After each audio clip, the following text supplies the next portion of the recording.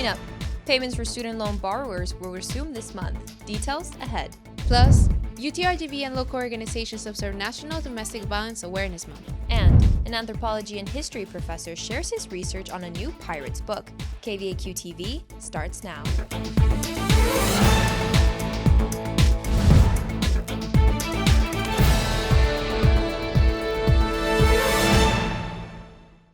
Welcome back. This is the 7th fall edition of KVAQ-TV. I'm Amada Valdovinos. And I'm Andrea Flores. Today is Monday, October 9, and at the top of the newscast. The Biden administration is resuming payments for student loan borrowers this month following the end of the student loan payment pause. Tristan, what does this mean for borrowers? When the Trump administration gave relief to student loan borrowers at the beginning of the pandemic, many budgeted without factoring in student loan debt. Now the payments are back on, borrowers are scrambling to figure out how they're going to handle another expense. As stated on the federal student aid website, student loan payments resume this month for borrowers who are past the grace period following graduation. Assistant Director of Financial Aid at UTRGV, Roman Silva, explains the grace period and how graduates can acclimate to the new process. During those 6 months, we usually advise students, one, again, communicate with your servicer, identify who your servicer is, two, prepare your budget, understand that your first payment will be due soon. You'll be able to be in a good position to begin resuming those payments. Last Wednesday, the U.S. Department of Education announced that the Biden-Harris administration is approving an additional $9 billion in student debt relief targeted at over 100,000 borrowers in public service loan forgiveness and income-driven repayment plans. A recently introduced subset of IDR plans is the SAVE plan, which lowers monthly student loan payments based on income and family size. Student loan advisor Jake Courtney says the SAVE plan can aid borrowers with lower incomes like graduates. Your first year out of college, you might not have a large compensation structure because you're just entering into a career field. I would say just know that under income-driven repayment plans, you're always going to have a payment that theoretically you should be able to afford. The Department of Education says there is an on-ramp period from now until the end of September 2024, in which missed payments will have no consequence to student loan borrowers' credit. Student loan borrowers can view their payments online and apply to the SAVE plan at studentaid.gov. In the studio, Tristan Cortez. UTRGV community along local organizations came together to prevent domestic violence and support victims by wearing purple and providing resources. The UTRGV Police Department's Victim Services tackle domestic abuse with Vaqueros Stand Up Against Domestic Violence, educating the community, raising awareness, and providing resources to tackle this issue. Unfortunately, it's all too common. The evidence of the community support for an event like this shows that there's a real need out there. UTRGV Assistant Chief of Police Brand Slusser says domestic violence constitutes any kind of abuse from an intimate partner, including those in a dating, married, or family relationship. UT Pan American alumna Amelia Flores shares her story, saying that she was physically assaulted just after a few days of being married. She mentions that one of the reasons why she stayed silent at the time was because she felt afraid and ashamed. I'm neither. I was a victim, and I was a survivor. I survived it. And now I am victorious. And I am blessed to continue to be able to work with victims. According to Hidalgo County District Attorney Terry Palacios, the county handles an average of over 25 cases every day. Sexual assault community advocate for Mujeres Unidas, Alma Martinez, says one of the common misconceptions of domestic violence is that it's an issue that only women face. Well, this is not true. We do have male victims out there. Our name is Mujeres Unidas because back then that was where we saw the most need. However, with more education and more research, we're showing that men are just as much victims as women are. Martinez emphasizes that domestic violence is not just physical, saying it can also be verbal or psychological. Office for Victim Advocacy and Violence Prevention Director Cynthia Jones says their focus is to help anyone who has experienced violence to overcome and move forward. She advises people to understand that for someone facing domestic violence in any form, it is not easy to simply leave a relationship. If you are a victim of abuse, find your voice. There's more support around you than you think. You just need to look for it. OABP services include free and confidential individual counseling and a support group. To reach out, call 956-665-8287. The HEB Planetarium will be celebrating its 60th anniversary this Saturday with an ecliptic twist. Here's Dathan Trevino with the details. This weekend, the moon will cover the sun partially, known as an annular solar eclipse. Spectators can view this phenomenon at the HEB Planetarium's anniversary. Starting in 1963, the HEB Planetarium has been a staple at UTRGV, gathering crowds of students from across the valley where they view a selection of movies to learn all about the final frontier. Now, 60 years later, the planetarium coordinator, Chelsea Alissi, says visitors will be able to view the spectacle with solar glasses and take part in other activities. We also will have planetarium presentations here for those that would like to come and see one. And we would also have hands-on activities, demonstrations provided by the system. Dr. Gonzalez will be here to talk about the La Via meteorite that we have here housed at the planetarium. Annular solar eclipses should not be confused with normal eclipses or lunar eclipses. So what's different about the annular solar eclipse? The director of the planetarium, Cristina Villalobos, helps answer this question. And an annular solar eclipse occurs once every 1 to 2 years. And so what basically it is that the moon gets between the sun and the earth, but the moon doesn't completely cover the sun. And so that's why we see a ring of fire around the sun, and we call that an annular eclipse. After this October 14 eclipse, according to the National Aeronautics and Space Administration, the next annular solar eclipse will take place on June 21st, 2039. For KVAQ-TV in Edinburgh, Dathan Trevino. October is recognized as National Sustainability Month.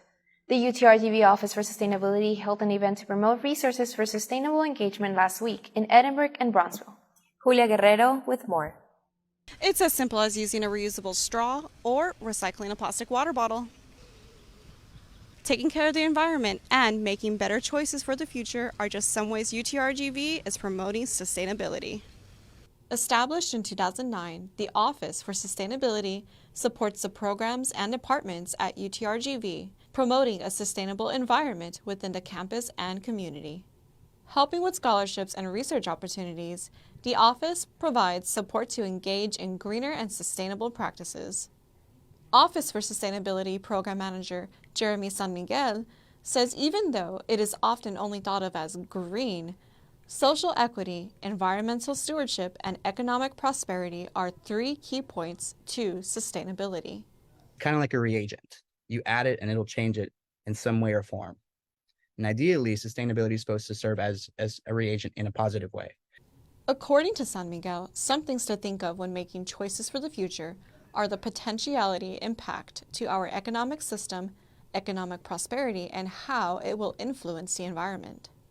Office for Sustainability web developer Yumiko Bolotro says Campus Sustainability Day is a way to come together and showcase UTRGV resources for sustainable outlets on campus. Yeah, I think sustainability is, I'd say, a promise to longevity. So it's really being determined and consistent with thinking about the future and thinking how our actions now affect the resources we have in the future.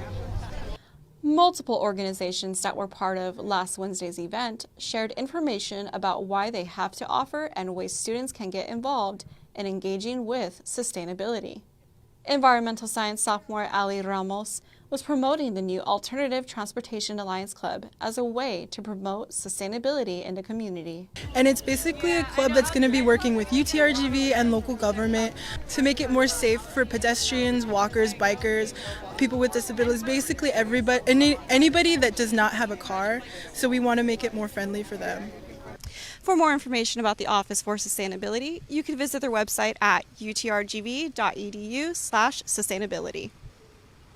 For KVAQ-TV in Edinburgh, Julia Guerrero. Pirates in Hollywood are portrayed as fun and adventurous voyagers, but a UTRGV professor says that is a misconception. Monica Chavez with the story. In a third volume of a series of piracy books, a UTRGV professor uncovers 300 years of piracy history, all in efforts to understand piracy in the grounds of archaeology. So the study of piracy gives us great insights into how they act, but it also in turn gives us a reason to understand what makes us different than pirates. Anthropology and history professor Russell Skowronek released a book called A Dead Man's Chest on September 19. He co-authors the 3 volumes with archaeology professor Charles R. Ewin. Skowronek defines piracy as a criminal behavior and remarks pirates are not like in popular movies. Skowronek tells us no matter where you're from, if you have something they want, they might attack. And the key questions are where, how, and where they hide after. In the latest issue, he covers piracy beginning in the 17th century to the 19th century, but also talks about modern piracy. But we can document about 3,000 attacks by pirates between 1690 and 1720. And we know, I shouldn't say we know, but we have documents that tell us that at least 400 pirates were hanged as a result of that.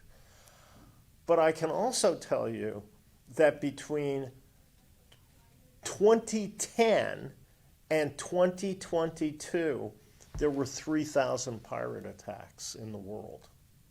Just now. Community Historical Archaeology Project with Schools Program Director and Anthropology Lecturer Roseanne Bachagarza says Koronic is an underwater archaeologist and studies Spanish colonial artifacts, like copper pots and ceramics, expertise that is crucial to help uncover the details of a shipwreck in the valley. And so what ties in his research that he's been doing for decades on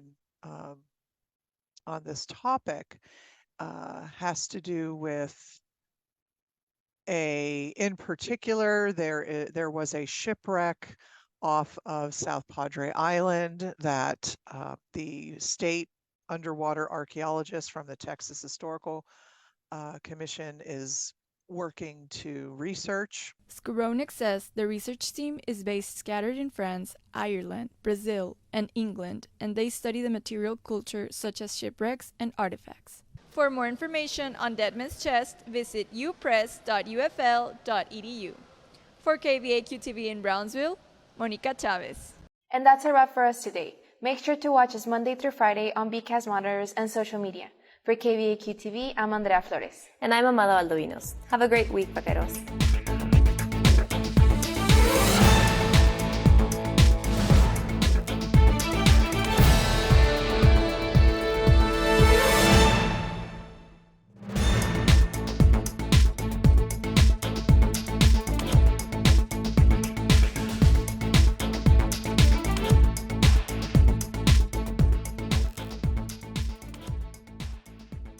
Hey guys, this is Vaquero Radio.